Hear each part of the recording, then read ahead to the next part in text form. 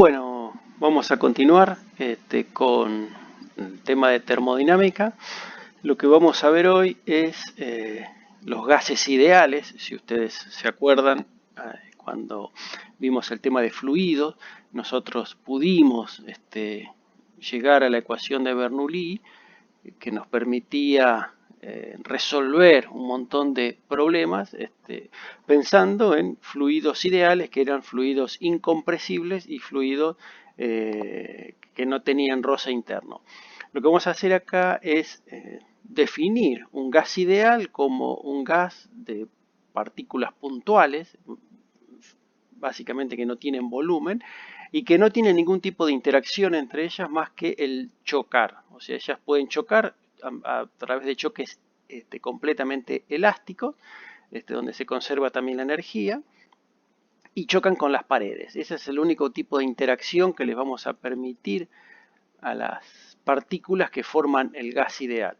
En particular, los gases reales, el hidrógeno, el oxígeno, el nitrógeno, todos los gases que ustedes conocen, el aire, si están a una densidad relativamente baja o presiones relativamente bajas, se comportan básicamente como gases ideales. O sea, las moléculas de esos gases chocan entre ellas con choques totalmente elásticos, chocan con las paredes. Y si justamente decimos que el volumen es grande o la presión es bajita, entonces se las puede considerar casi como partículas puntuales. O sea, y, y estamos muy cerca de que se comporten como un gas ideal. Y entonces lo que vamos a ir viendo es históricamente cómo fueron desarrollando algunas relaciones entre las variables termodinámicas a lo largo de la historia. Inicialmente, un científico, Robert Boyle, determinó que cuando él trabajaba a una determinada temperatura fija, la relación entre P y B era que la presión era inversamente proporcional al volumen. O sea que P por B es una constante. Esto es, si ustedes hicieran un diagrama de P y B, son hipérbolas, así que en todo momento dependerán de cuánto vale esta constante, pero si para un determinado valor de la constante yo aumento la presión y el volumen deberá disminuir de modo tal que el producto se mantenga siempre igual. Por otro lado, lo que Charles, un poco más adelante, también trabajando con gases reales a densidades bajas, logró ver que a volumen constante la presión era proporcional a la temperatura. Y Gay-Lussac demostró, trabajando a presión constante, que el volumen era proporcional a la temperatura. Entonces, uniendo todas estas observaciones experimentales realizadas en distintos laboratorios por distintas personas, se llegó a la conclusión, o se llega a la conclusión, de que si la presión es proporcional a la temperatura, el volumen es proporcional a la temperatura y además P por B es constante y esa constante depende de una temperatura porque se hizo siempre a la misma temperatura, entonces resulta muy natural proponer, ¿sí?, que la relación entre las variables de termodinámica sean, bueno, P por B, la presión por el volumen, sea proporcional a la temperatura. Fíjense que si B es constante, entonces P es proporcional a T, que es lo que había descubierto Charles acá. Por otro lado, si P es constante, entonces el volumen es proporcional a la temperatura, que es lo que había descubierto Gay-Lussac. Y finalmente, si T es constante, se verifica que P por B es igual a la constante, que era lo que había descubierto Robert Boyle. Con lo cual, esta relación que aparece acá entre la presión, el volumen y la temperatura, a través de una constante que tendremos que ver qué es, parece ser la manera de satisfacer todas las observaciones experimentales que se habían hecho hasta el momento. Y entonces ahora podemos hacer un pequeño razonamiento, que es el siguiente. Supongamos que tenemos dos recipientes iguales, exactamente iguales, ¿sí?, y uno está dividido a la mitad. Entonces, cuando yo pretendo aplicar esta ecuación de gas ideal a esta mitad, entonces lo que voy a tener es que P por B es igual a una constante por la temperatura. Lo mismo sucedería con el gas que estaría encerrado acá, que en principio está en equilibrio con el anterior. Lo único que hice fue a mi sistema dividirlo por la mitad con una pared. Lo que me queda es que esta parte viene descrita por una ecuación que tendría que ser P por B igual a C por T. Ahora, si yo remuevo esta pared del medio, lo que me quedaría es que ahora este sistema viene descrito por algo que es P por 2 veces el volumen, porque ahora el volumen se duplicó, y entonces esto será C' por T.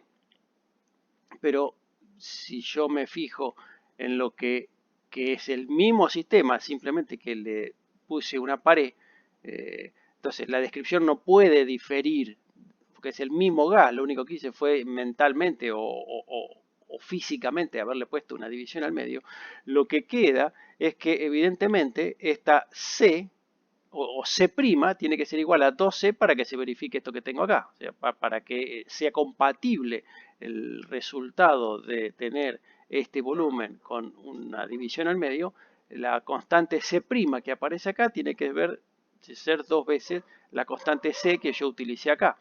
Y lo que yo veo entonces es que esta constante C tiene que tener en cuenta de alguna manera el número de partículas, porque el número de partículas que yo tengo acá es el doble del que tengo en cada uno de estos pedazos en los cuales dividí mi sistema. Por simplicidad lo dividí al medio, entonces me quedaron dos volúmenes exactamente iguales. Y entonces lo que vamos a decir es que la constante K, o lo que vamos a ir deduciendo, es que esa constante K tiene que ver con el número de moléculas que yo tenga, ¿sí? Y entonces podría escribir a mi ecuación de estado como P por B, o sea, presión por volumen, igual al número de moléculas por K por T. Y esta K es lo que se denomina la constante de Boltzmann. Y vale lo mismo para todos los gases y tiene este valor 1,381 por 10 a la menos 23 Joule sobre Kelvin. ¿Sí? Y entonces,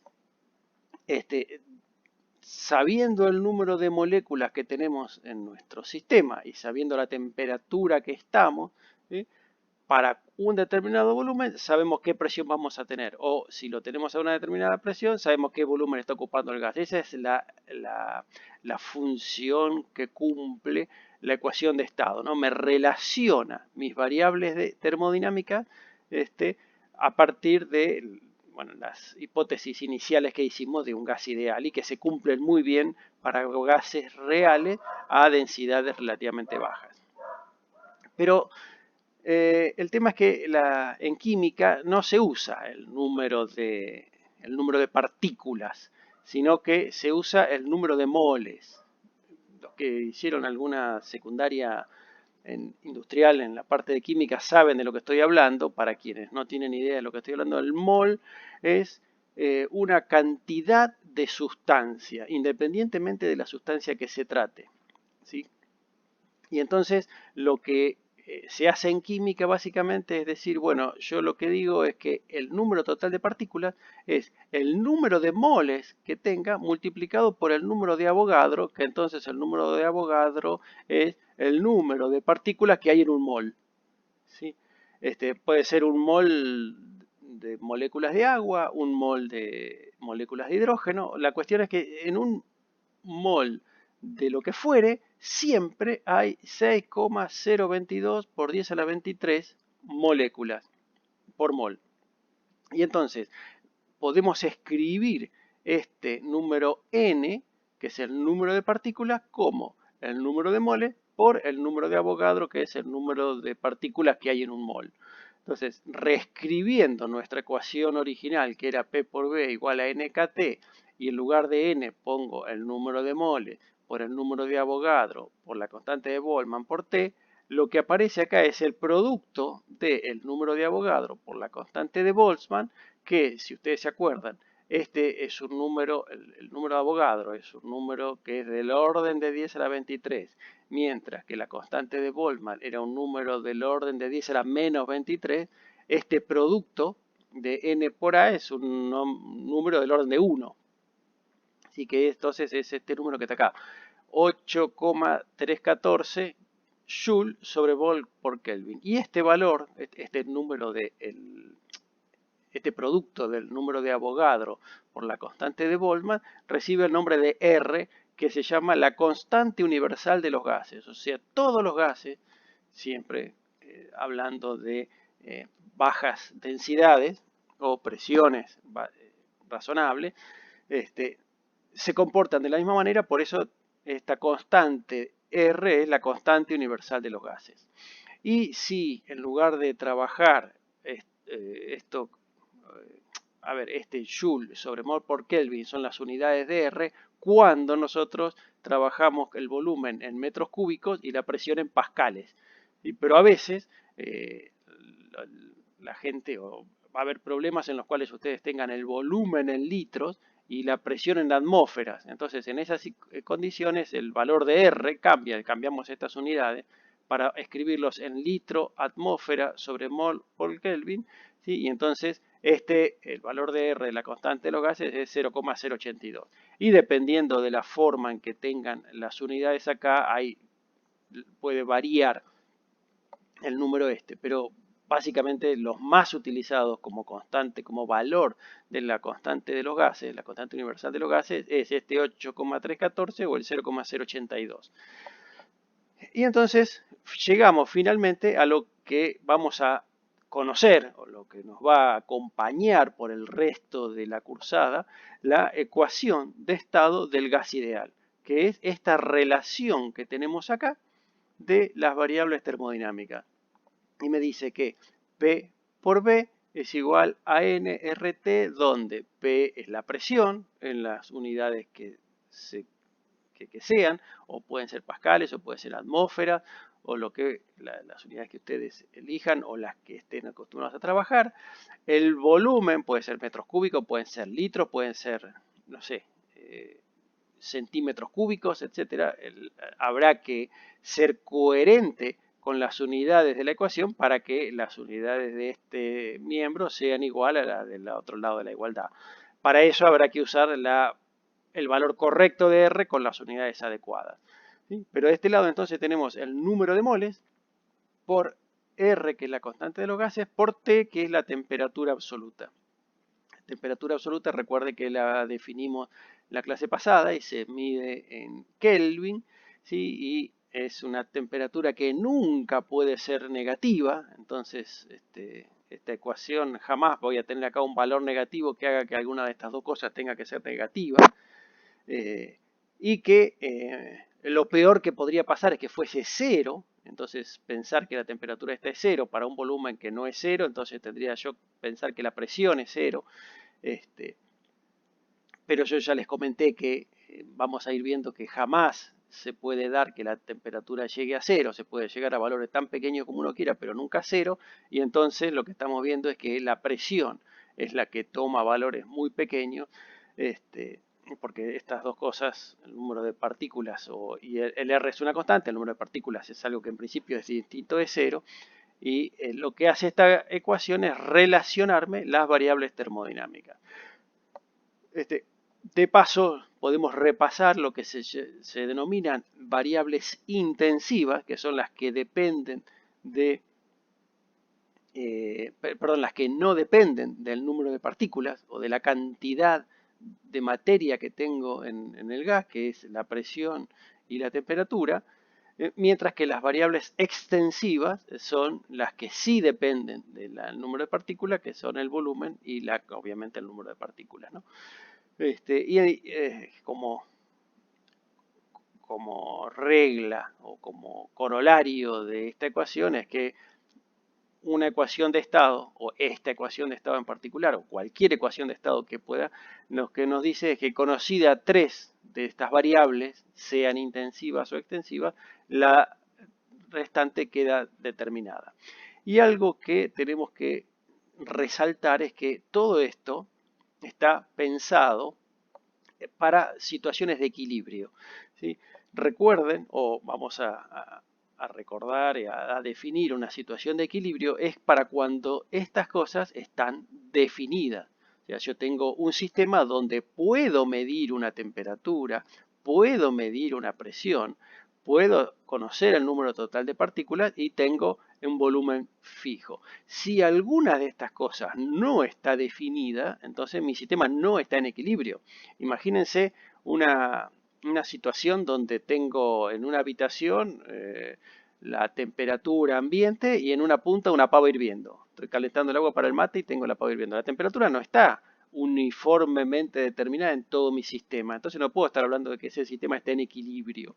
Yo podría estar hablando de que ese sistema en equilibrio cuando la temperatura es la misma en todo mi sistema y además está determinada. Por ejemplo, la presión. Imagínense que estoy comprimiendo el gas de una manera violenta, como un inflador de bicicleta.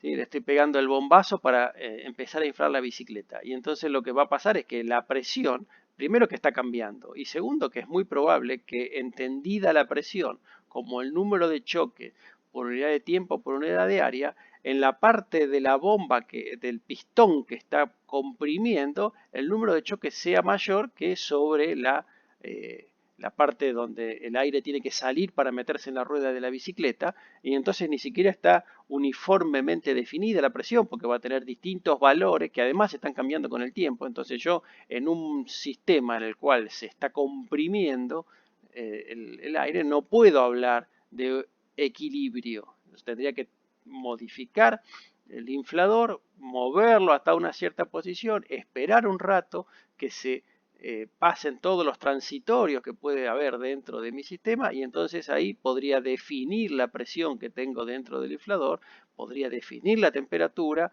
podría definir cuál es el volumen y entonces, sabiendo el número de partículas, puedo utilizar la ecuación de estado, pero solo en estado de equilibrio. En cualquier otro estado donde alguna de las variables termodinámicas está cambiando, esta ecuación ya no la puedo usar. ¿Sí? O sea, no sirve para evaluar procesos, sirve para evaluar estado. Por eso se llama ecuación de estado.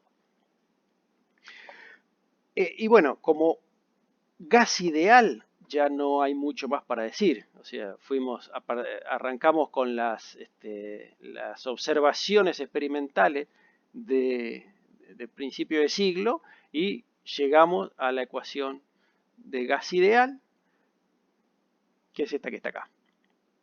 Lo que vamos a hacer ahora, a continuación, o sea, también hablando de sistemas en equilibrio, es complicar un poquito el sistema y decir, bueno, ¿qué pasa si las partículas no son todo lo ideales que deberían ser? Y lo que surge de hacer una complicación relativamente sencilla o trabajar con un gas un poco más real que un gas ideal, es lo que se denomina la ecuación de Van der Waals, que también es una ecuación de estado, pero que tiene en cuenta algunas cuestiones. Como por ejemplo dice, bueno, la ecuación de Van der Waals propone que las partículas tengan un cierto volumen. O sea, lo pueden calcular sabiendo el diámetro atómico del oxígeno y del hidrógeno y pueden decir, bueno, yo sé cuánto ocupa una molécula de agua.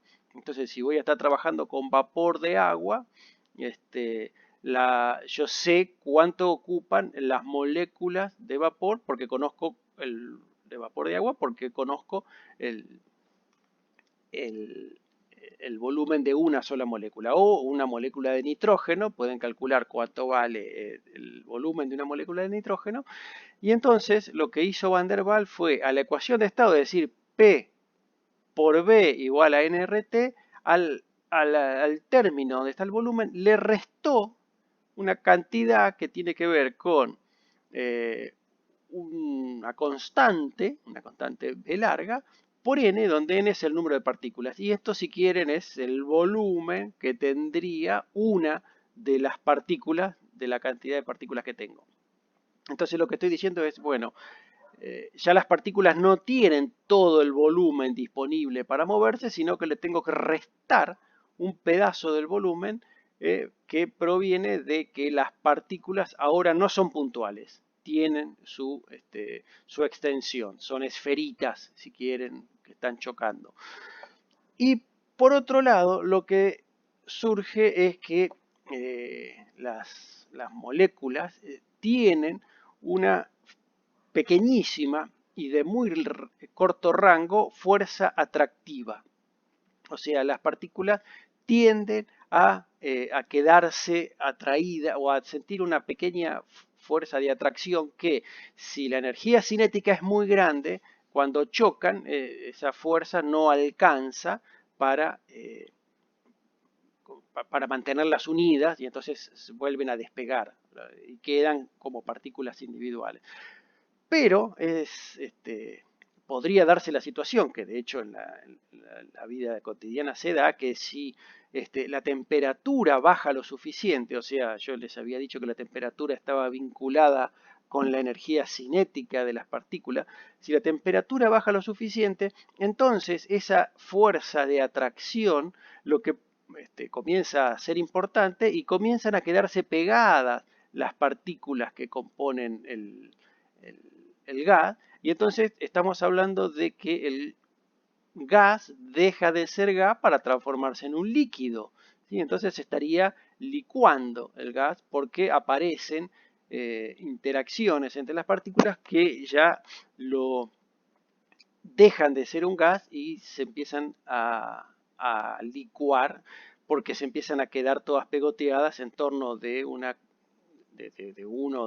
aglomerado de partículas y se aparece el fenómeno de condensación, ¿sí? Entonces, eh, la idea es que aparece un término que hay que agregárselo a la presión, ¿sí? Porque esas fuerzas de atracción lo que hacen es reducir la presión que sentiría normalmente un gas ideal, porque las partículas en lugar de llegar y golpear contra el borde, ¿sí? Algunas no llegan y otras si llegan, llegan con una velocidad menor con la que hubieran llegado porque interactuaron con las partículas, pero el número de partículas que estarían viendo afectadas son solamente las que están en el borde, porque las que están en el centro se ven atraídas igualmente para todos lados.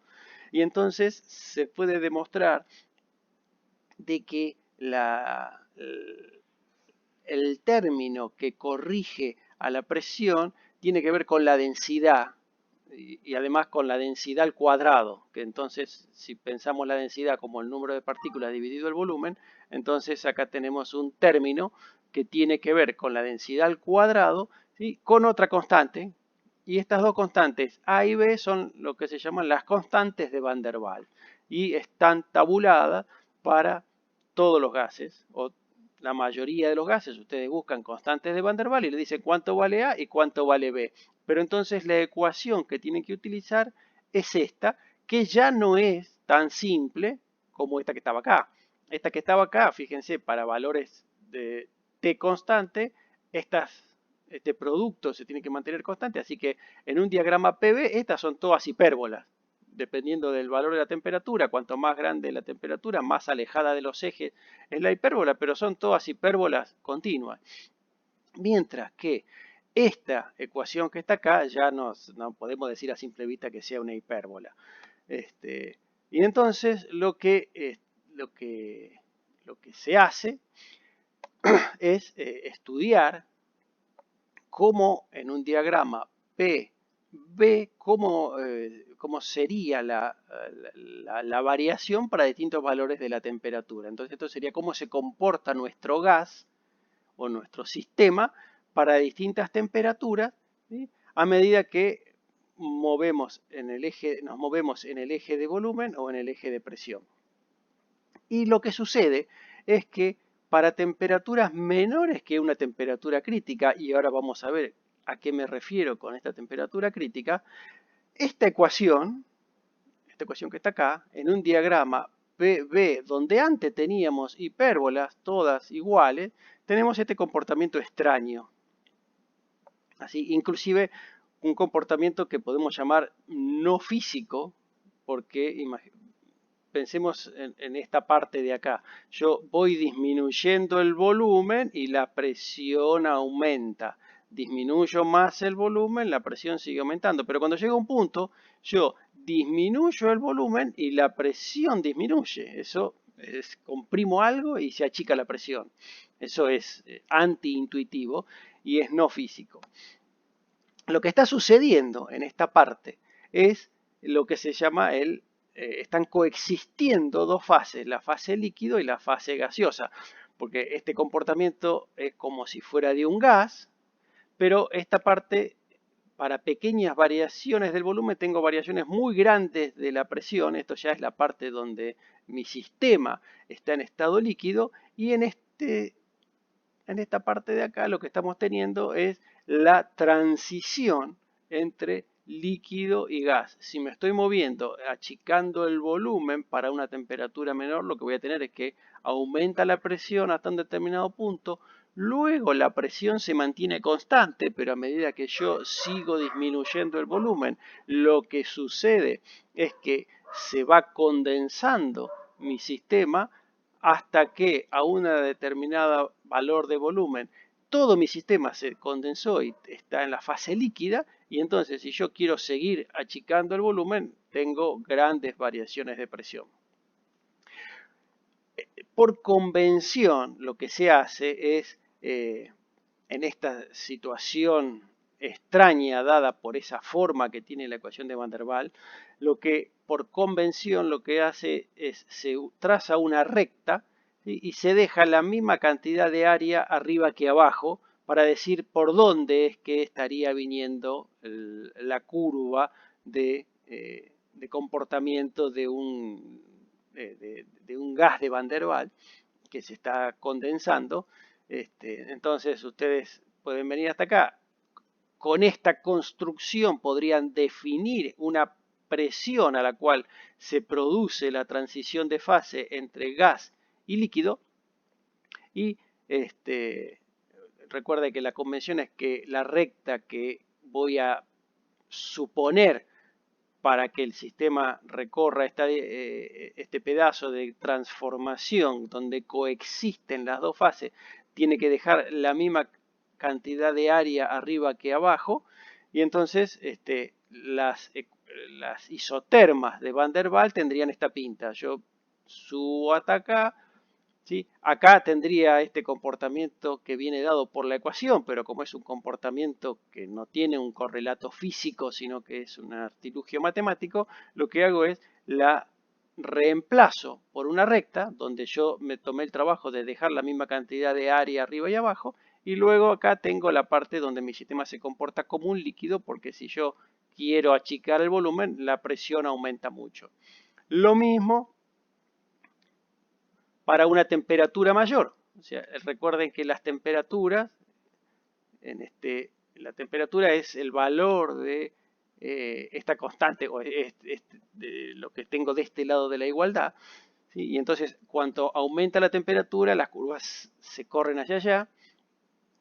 Para otra temperatura mayor que la inicial voy a tener el mismo tipo de comportamiento, donde acá hago la misma construcción, y se observa experimentalmente que va a haber una en particular donde se produce que la zona de pendiente cero es un punto, ¿sí? A esta temperatura en la cual se produce eso, la llamamos temperatura crítica. Y este comportamiento que yo describí acá se da para temperaturas menores que la temperatura crítica. O sea, toda vez que yo quiera trabajar a temperaturas menores que la temperatura crítica, las isotermas de Van der Waals van a estar dadas por este recorrido que tengo acá, donde tendré que construir con algún criterio la zona en la que se produce el cambio de fase. Y para temperaturas mayores que la temperatura crítica no tengo este comportamiento, sino que hay un cambio doble de concavidad, porque acá tengo la curva esta es cóncava hacia arriba, acá es cóncava hacia abajo y acá vuelve a ser cóncava hacia arriba. Tengo dos cambios de concavidad, pero en ningún lado tengo que la pendiente es cero. ¿sí? Nunca tengo que la derivada es 0 acá, y entonces se produciría, si quieren, un cambio continuo entre la fase gaseosa y la fase líquida que tengo acá a temperaturas mayores que la temperatura crítica. Estaría pasando por acá arriba en este diagrama sin haber estado en una situación donde coexistan las dos fases de líquido y de gas. Entonces, esto es lo curioso, si quieren, de la ecuación de Van der Waals, el hecho de haber introducido una disminución del volumen disponible debido a que las partículas tengan su propio volumen, y el de haber agregado un término que aparece a muy corta distancia, básicamente a las distancias atómicas, y que afecta solamente a las moléculas que están en el borde, que hace que nosotros midamos una presión aparente más pequeña, entonces tengamos que agregar un término debido a esas interacciones de Van der Waals, nos llevan a predecir un comportamiento en el cual podemos describir la transición de fase entre la fase gaseosa, la fase líquida, a través de una región de coexistencia de fases, donde se estaría produciendo la condensación. El hecho de que Van der Waals haya hecho esta aproximación o este modelo simple no es caprichoso. Las fuerzas de Van der Waals existen, y existe la llamada condensación o sólidos de Van der Waals o líquidos de Van der Waals, que son simplemente a muy bajas temperaturas, muy bajas temperaturas, las fuerzas de atracción de Van der Waals comienzan a ser o sea, son mayores que las energías cinéticas de las partículas que forman el sistema, y entonces el sistema condensa y se forma un líquido, y si además ese líquido se ordena, uno podría tener un sólido de Van der Waals. Pero para lo que vamos a ver nosotros acá, pensando en una ecuación de estado, alcanza con que sepamos que la ecuación de Van der Waals, al haber introducido una pequeña interacción atractiva entre las partículas, entonces eso desencadena en que podríamos describir de alguna manera un sistema real en el cual, a medida que yo comprimo, el gas se condensa y sufre una transición de fase de gas a líquido, pasando por una región de coexistencia donde estarían las dos fases, la de fase líquida y la fase gaseosa. Perdón, sí, la fase líquida y la fase gaseosa. Bueno, y esto básicamente es lo que pensaba contarles en esta clase. Vamos a seguir con termodinámica, pero entonces recuerden que ya sabemos, nosotros definimos la temperatura, y ahora ya habíamos definido la presión, y entonces ahora lo que hicimos fue encontrar una relación, una ecuación de estado que me dice cómo se relacionan la presión, la temperatura, el volumen para un gas con interacción y con volumen, o un gas ideal donde no tienen interacción y donde no tienen volumen, y entonces la ecuación de estado es lo suficientemente simple como para resolver problemas triviales en lo que sigue de la materia de termodinámica. Recuerden que estas constantes de Van der Waals están tabuladas, así que, llegado el caso, si les piden hacer algún problema o se enfrentan en algún momento con algún problema donde necesitan usarla, estas constantes las pueden ir a buscar, así como pueden saber también están tabuladas las densidades o los radios atómicos, son características, son constantes características de los materiales específicos. Bueno, por ahora nos quedamos acá. La clase que viene vamos a seguir introduciendo conceptos de termodinámica. Y bueno, que estén bien, que nos vemos la próxima clase.